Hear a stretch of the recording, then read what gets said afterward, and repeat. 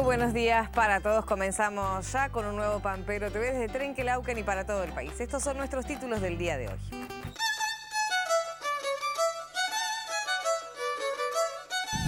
Emergencia en 6 provincias. La Nación declaró la emergencia agropecuaria por inundación para La Rioja, Chaco, Corrientes, Entre Ríos y Córdoba y amplió la de Santa Fe. Relevamiento en lagunas. Biólogos del Ministerio de Agroindustria bonaerense realizaron un trabajo de investigación sobre población de carpa en lagunas de Trenquelauquen. Control permanente. El SENASA continúa las acciones contra la langosta. Ya lleva controlados más de 300 focos de esta plaga en 4 provincias. Y en esta mañana también vamos a estar hablando sobre este tema.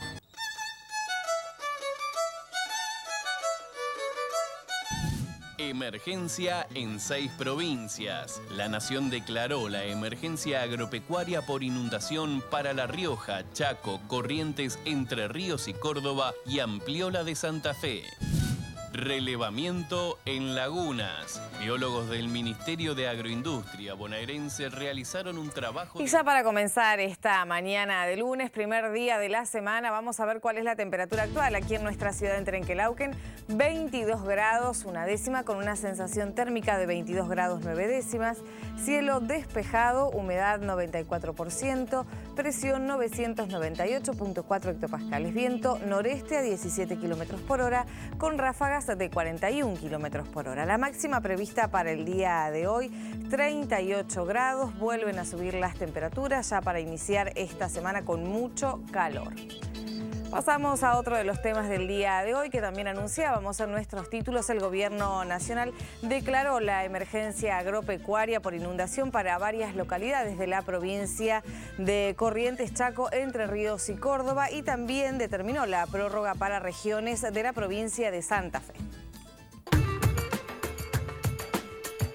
El Ministerio de Agroindustria de la Nación declaró la emergencia agropecuaria para diversas localidades de la provincia de La Rioja, Corrientes, Chaco, Entre Ríos y Córdoba y prorrogó la misma para algunas regiones de la provincia de Santa Fe. Según indicó el ministro de Agroindustria, Ricardo Burjaile, el trabajo conjunto con las provincias permitió declarar la emergencia en menos de 2 meses, asegurando que la prioridad es acompañar al productor. Por su parte, el secretario de Coordinación y Desarrollo Territorial, Santiago Ardie, manifestó que la declaración de la emergencia es sinónimo de un Estado presente y ágil. Por eso, desde Agroindustria se convoca a todos los gobiernos provinciales para trabajar en conjunto y brindar respuesta a los productores en las zonas afectadas. Según indicaron, los productores deberán presentar certificado extendido por la autoridad competente de la provincia, en el que conste que sus predios o explotaciones se encuentran comprendidos en los términos que fija la ley. De esta manera, el gobierno provincial remitirá a la Secretaría Técnica Ejecutiva de la Comisión Nacional de Emergencias y Desastres Agropecuarios el listado de los productores afectados, acompañando copia del certificado de emergencia emitido por autoridad competente de cada provincia. Por otra parte, las instituciones bancarias nacionales, oficiales o mixtas y la AFIP arbitrarán los medios necesarios para que los productores agropecuarios comprendidos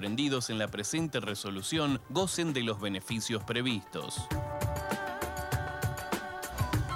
Cerca de un centenar de razas caprinas son las más difundidas y están distribuidas por todo el mundo. Para conservar algunas de las razas que corren peligro de su extinción y también para conservar este tipo de razas y conocer también el comportamiento, el INTA realiza un programa de conservación del recurso genético en algunas zonas áridas y semiáridas.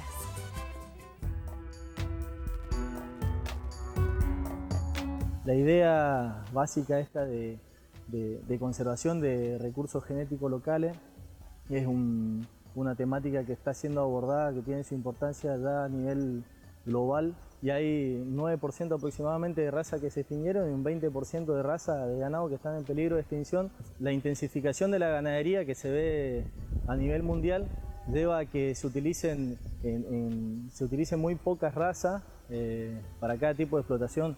Y dentro de cada raza cada vez son menos los reproductores que se encuentran en cada raza. Entonces esto lleva a que haya la variabilidad genética se vaya perdiendo. La ganadería caprina, y principalmente la caprina, en nuestro país, al igual que ocurre en el resto del mundo, se desarrolla en regiones de clima árido y semiárido, entonces con toda la limitante que ello conlleva, principalmente la falta de agua y la falta de forraje. El recurso genético local, si no se lo protegía de alguna manera, iba a tender a desaparecer el mestizaje con las otras razas exóticas. Al ser la rusticidad su principal característica, justamente lo que expresa en sus índices productivos son hembras muy prolíficas, de 1.8 cabritos por cabra por parición. Y por otro lado, también las ganancias de peso de estos animales son más que aceptables, rondan los 100 gramos de ganancia diaria desde el nacimiento hasta el destete, lo cual las acerca bastante a las razas exóticas, y sin embargo ellas están mucho más adaptadas a este tipo de ambiente semiárido, a diferencia de lo que ocurre con las exóticas, que realmente bajan sus niveles de producción en las épocas de sequías o de inclemencias, digamos, del ambiente.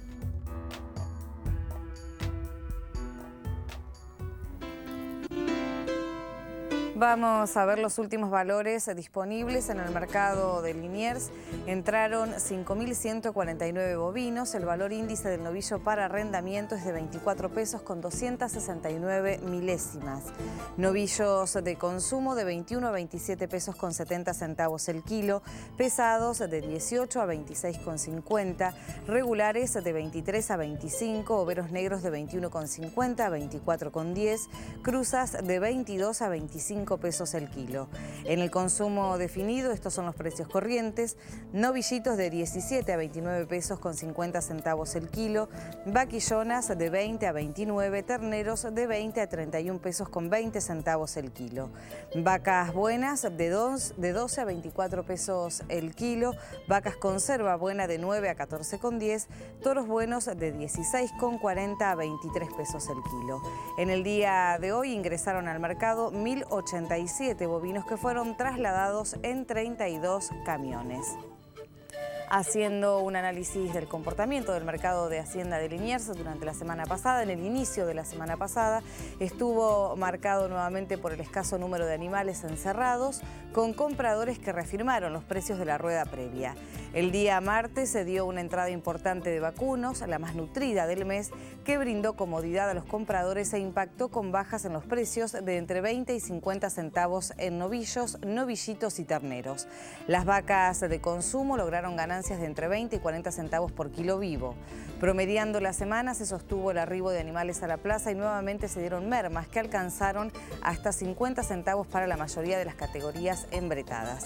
Tras un jueves sin ingresos en la plaza, la semana culminó con una entrada que estuvo muy por debajo de lo esperado por los distintos compradores. La necesidad de la demanda por cumplir su faena le permitió al mercado recuperar 50 centavos en el conjunto de lo vendido.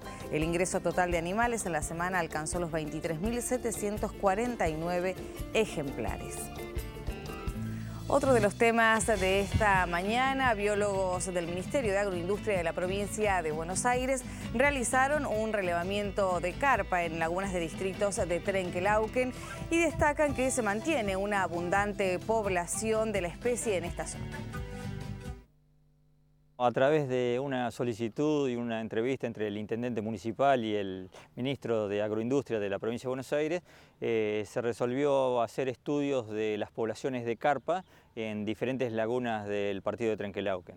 Esta metodología no es la primera vez que se hace, ya hemos estado años anteriores haciendo este tipo de estudios y bueno, nuevamente acá en la zona para evaluar cómo se encuentran las poblaciones de carpa. Se utilizan redes de arrastre en las zonas costeras de la laguna, se estima qué área fue barrida con la red y una vez que se capturan las carpas, se hace un conteo del número de ejemplares capturados, se miden, se pesan y con eso se puede tener una idea aproximada de la producción de carpas que pueda tener una laguna, ¿no? En líneas generales se ha observado una muy buena cantidad de carpas en las lagunas de la zona, seguramente muy similar al año 2014 que también estuvimos haciendo estudios, ¿no? Bueno, la carpa hay que tener en cuenta que es una especie exótica, o sea, una especie que fue introducida ya hace algunos cuantos años en algunos laguitos, entró también como pez ornamental.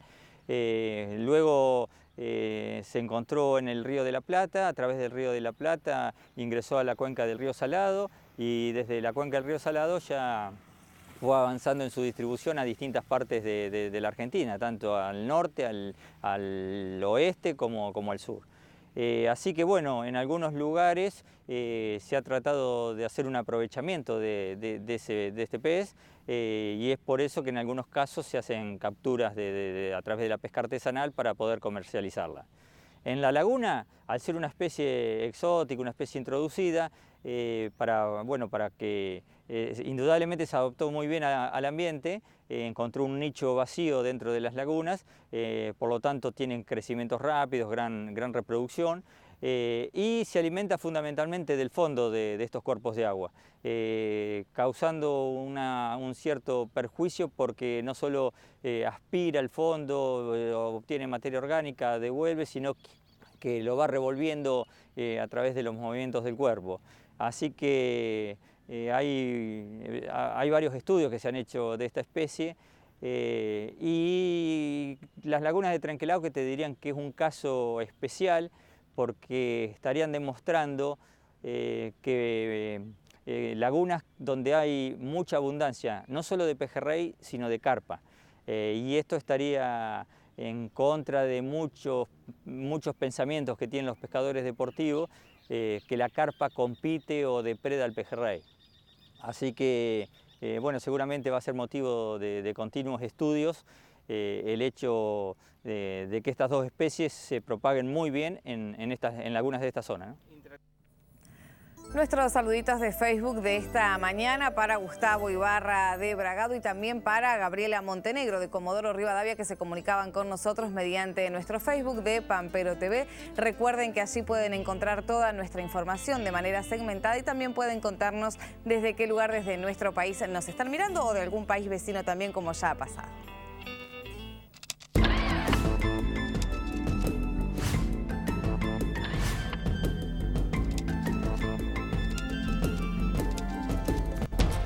El INTA cuenta con una red de bancos de germoplasma para conservar a largo plazo especies vegetales de interés agrícola, forestal, ornamental y también medicinal que tienen uso actual y potencial para la agricultura y alimentación.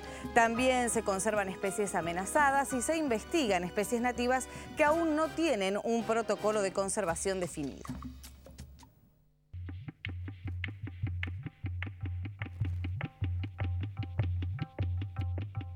En el banco base de germoplasma se conserva de manera ex situ germoplasma vegetal. Las metodologías de conservación van a variar dependiendo del tipo de material. Se pueden conservar semillas como también se pueden conservar material vegetativo. La conservación que se realiza es tanto a mediano como a largo plazo. Las entradas conservadas, que son más de 35.000, pertenecen a más de 220 géneros y más de 550 especies, y entre ellos podemos mencionar especies utilizadas para la agricultura, tanto con destino de alimentación humana o animal. Por ejemplo, tenemos papa, poroto, maní, sorgo, trigo, alfalfa. Para que la conservación a mediano y largo plazo sea efectiva, lo que hay que verificar es que la viabilidad no se pierda. Es decir, que las semillas permanezcan vivas durante todo su periodo de almacenamiento hasta su destino final, que es el uso, y que los materiales que se encuentran en cámaras de cultivo in vitro, se le realicen también monitoreos para verificar que las plántulas estén viables y vigorosas. Por ejemplo, para especies que tienen semillas ortodoxas, las semillas ortodoxas son aquellas que se puede disminuir el contenido de humedad y conservar a bajas temperaturas sin que pierda su viabilidad, es decir, sin que se mueran, que permanezcan viables. Para ese tipo de especies se utiliza la conservación en cámaras de frío. Para Ello previamente se debe acondicionar, siguiendo protocolos específicos, el material, es decir, las semillas, para que puedan ser resguardadas a largo plazo, estamos hablando más de 30, 50 años, sin perder viabilidad. Para aquellos materiales los cuales no se pueden conservar mediante semillas, o porque no poseen semillas ortodoxas, o porque tienen características muy particulares que no se llevan a su descendencia de sus semillas, se opta por la metodología de cultivo in vitro. En ello se utilizan medios de cultivo y cámaras de crecimiento lento para evitar el número de multiplicaciones o repiques que tiene que realizársele al material. Tanto en semillas ortodoxas, semillas recalcitrantes o material vegetativo, existe otra metodología de conservación que también se realiza en el banco base de germoplasma, que es la crioconservación. Ello es acondicionar de manera muy particular y con protocolos específicos los materiales a conservar y se resguardan en nitrógeno líquido, es decir, a menos 196 grados centígrados. Además de conservar a mediano y largo plazo especies, también se realizan investigaciones a los efectos de poder ir incorporando nuevas especies a las colecciones de conservación. Principalmente se están trabajando con especies nativas en las cuales no hay información básica y aplicada a lo que es la temática de conservación.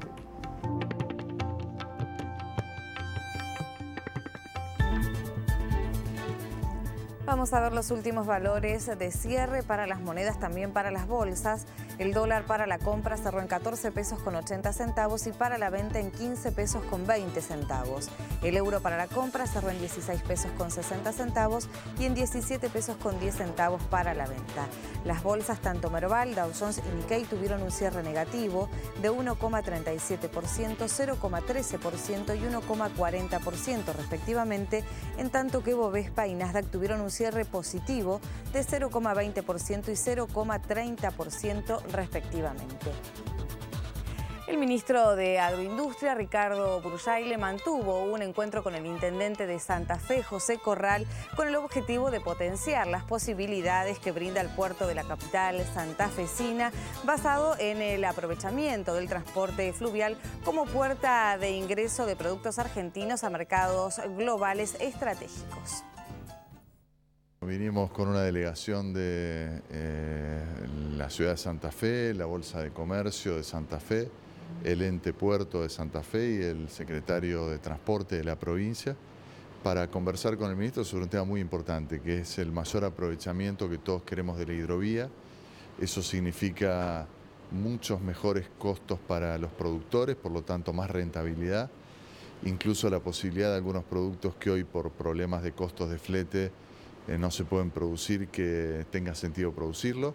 Significa mejorar la actividad portuaria de todos los puertos que están al norte de la hidrovía, Santa Fe, Reconquista, Barranqueras y otros. Y además, bueno, significa descongestionar las rutas en una producción que estamos muy entusiasmados en que va a ser mayor en los próximos años, mayor en cantidad y también en volumen, y por lo tanto vamos a necesitar nuevas alternativas logísticas y la hidrovía es la mejor porque es la de menor costo, la ambientalmente más sustentable y a su vez la que pone en funcionamiento otras actividades como la de los puertos. Así que le comentamos al ministro cuáles son los aspectos que hay que destrabar o las restricciones que hay que superar, los obstáculos que hay que remover para que, como soñamos, la hidrovía se transforme en una verdadera autopista de cargas de barcazas de Santa Fe al norte y de barcos de calado más profundo de Santa Fe al sur. Encontramos en el ministro, por supuesto, mucha comprensión y la necesidad de articular con otras áreas, porque estos son temas de transporte, temas de producción, temas de aduana, de AFIP, así que requiere un trabajo conjunto de diferentes áreas, pero encontramos la mejor disposición en el ministro. Vamos a una pausa en esta mañana de Pampero TV y cuando regresemos, plaga de langostas. El SENASA ya controló más de 300 focos en 4 provincias.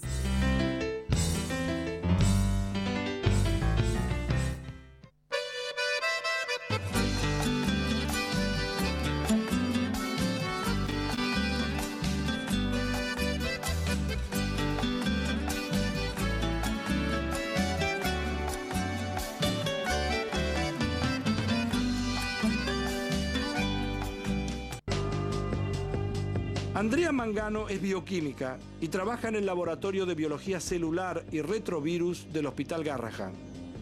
Junto a otras 2 investigadoras, descubrieron que la vulnerabilidad a la infección por el HIV depende del número de copias que cada individuo posee de un gen del sistema inmunológico.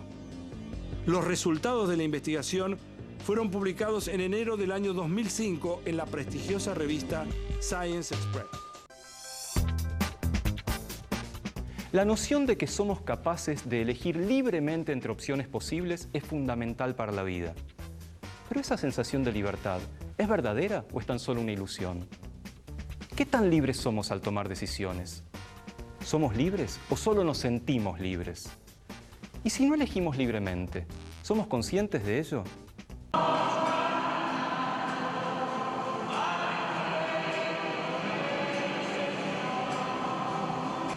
Que el Espíritu de Dios nos ayude a responder dócilmente a su llamado penitencial y que su gracia salvadora permanezca con cada uno de ustedes. No tendrás otros dioses delante de mí. No te harás ninguna escultura y ninguna imagen de lo que hay arriba, en el cielo o abajo en la tierra. Y dijo a los vendedores de palomas, saquen esto de aquí y no hagan de la casa de mi padre una casa de comercio. Suena Turismo Carretera, lo vivimos a través de la televisión pública. Mueve, mueve, mueve, mueve, mueve. Rociarduzo, va por afuera, Parejos, media trompita a favor del Granadero, bien ceñido a la parte interna, se vienen a la curva número 2, no afloja Arduzo y tiene que resignarse para ser segundo. El resumen de noticias al cierre de la programación, para quienes necesitan estar informados. A la medianoche, síntesis. Por Canal 12, la nueva televisión pública regional. La pelota. Aquí va Oliva. Oliva para meterla. Carrillo.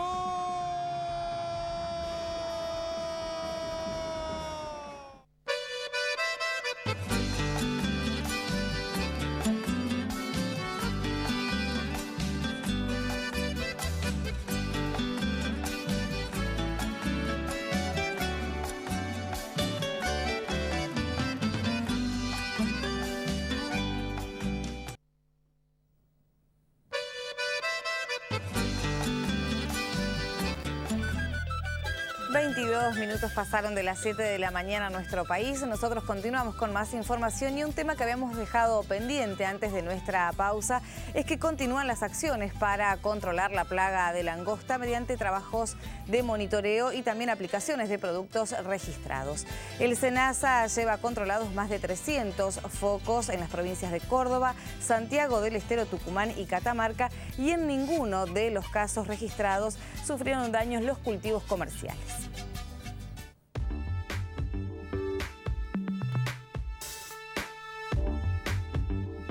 El Servicio Nacional de Sanidad y Calidad Agroalimentaria lleva controlados más de 300 focos de langostas en las provincias de Córdoba, Santiago del Estero, Tucumán y Catamarca, y en ningún caso se registraron daños en cultivos comerciales.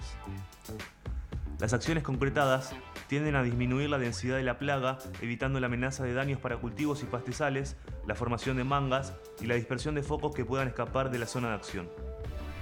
Seguimos trabajando intensamente en el centro y norte del país. En este sentido queremos destacar que en la provincia de Córdoba el foco detectado a inicios de enero en la zona de Cortadera, a 50 kilómetros de la ciudad de Villa Dolores, fue controlado satisfactoriamente, si bien continúan las acciones de vigilancia ante el peligro de una reinfestación de la plaga o reagrupamiento de langostas que quedaron dispersas, la situación está bajo control. En el norte del país, en la zona tripartita, Tucumán, Santiago del Estero y Catamarca, continúan los trabajos intensos. En estos momentos la plaga no es visible fácilmente debido a las precipitaciones que ocurrieron últimamente, por lo cual apelamos a los productores a que nos avisen para poder detectar la plaga y a realizar las acciones de control. En cuanto a las acciones a futuro, estamos trabajando en forma coordinada con distintos organismos, las provincias, el INTA, en donde en forma conjunta vamos a delinear las acciones futuras de control que están por venir, tratando de cuidar al máximo al ambiente y minimizar los impactos que requiere el control de la plaga. Para colaborar en la detección temprana de la plaga, se recomienda a los productores informar de inmediato a la oficina del SENASA o al municipio más cercano.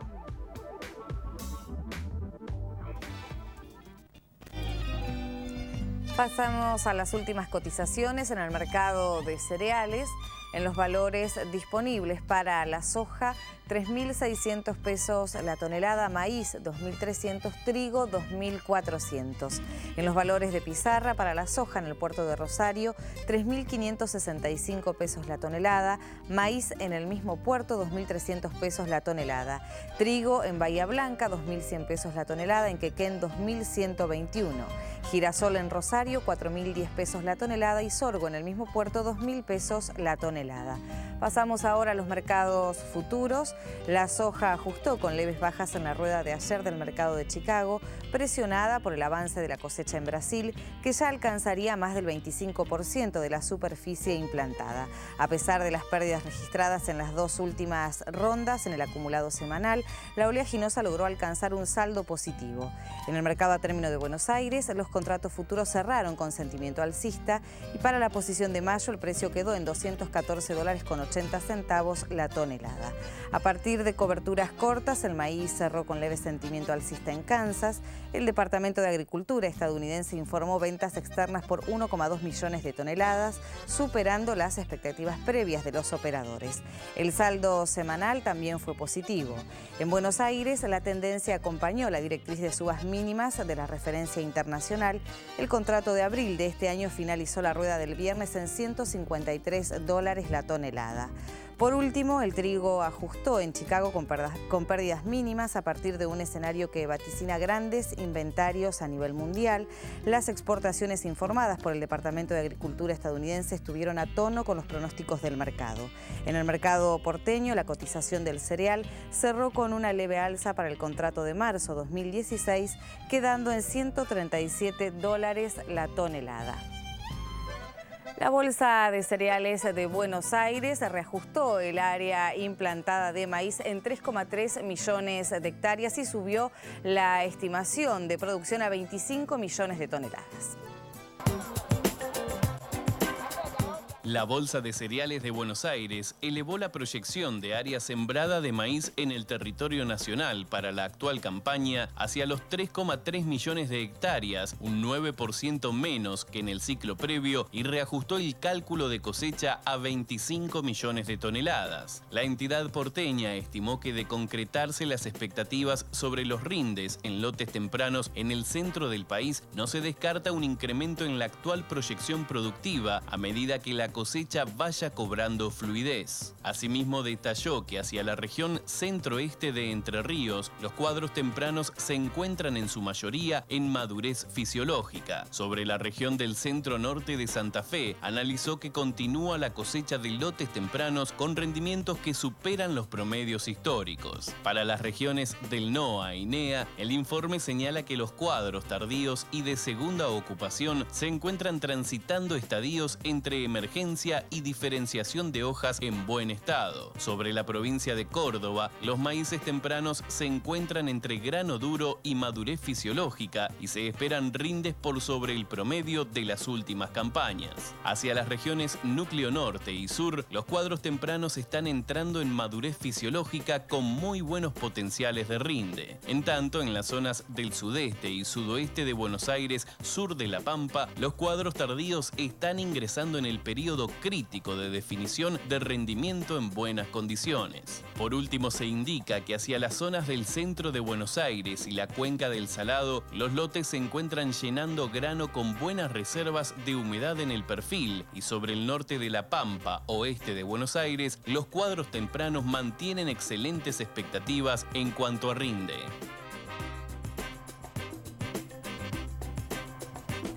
Llegamos al final de este Pampero TV. Nos vamos a encontrar mañana nuevamente a partir de las 7 de la mañana en la pantalla de la Televisión Pública Nacional. Que tengan todos un muy buen día y gracias por acompañarnos.